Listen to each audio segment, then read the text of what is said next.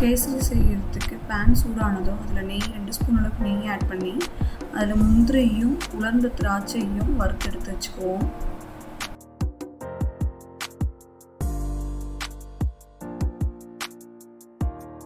இப்போ அதே சேம் பேன்லேயே வந்து 1 கப் அளவு ரவையை வந்து நல்லா வறுத்துக்கலாங்க. ரவை கலர் மாறாமல் ஒரு நல்ல வாசனை வருங்க, அந்த அளவு வரைக்கும் நல்லா வறுத்துக்கணும். வறுப்பட்ட ரவையை ஒரு தட்டுக்கு எடுத்துக்கலாங்க. இதுக்கப்புறம் அதே பேனில் எந்த கப்பில் வந்து ரவை எடுத்தீங்களோ அதே கப்பில் 3 கப் அளவுக்கு தண்ணி எடுத்துக்கோங்க. அந்த பேன்லேயே இப்போ 3 கப் அளவு தண்ணி எடுத்தாச்சு. அது கூட இப்போ 50 ml வந்து சன்ஃப்ளவர் ஆயில் ஆட் பண்ணிக்கிறேங்க. கூடவே 25 ml நெய் ஆட் பண்ணிக்கிறேங்க. இப்போ இது கூடவே உங்களுக்கு பிடிச்சமான ஒரு ஃபுட் கலர் ஆட் பண்ணிக்கலாங்க. நான் வந்து எல்லோ கலர் ஆட் பண்ணுறேன். இப்போது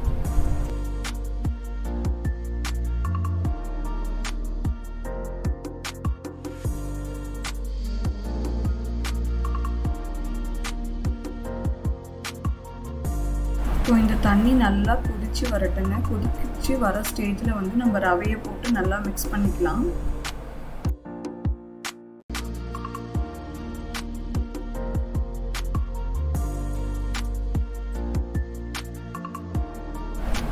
ரவை கட்டி பிடிக்காத அளவுக்கு நல்லா கிண்டி விட்டுட்டே இருங்க.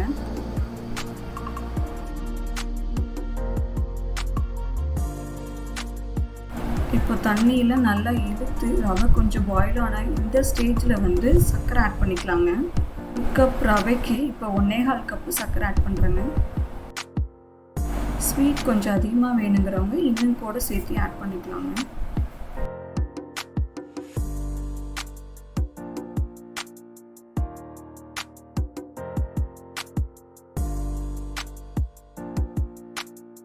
சர்க்கரை ஆட் பண்ணி நல்லா வந்து மிக்ஸ் பண்ணிகிட்டே இருங்க. ஃபஸ்ட்டு நல்லா உருகி திரும்ப வந்து அது கெட்டியாகும். அந்த ஸ்டேஜ் வரைக்கும் நல்லா மிக்ஸ் பண்ணிகிட்டே இருங்க.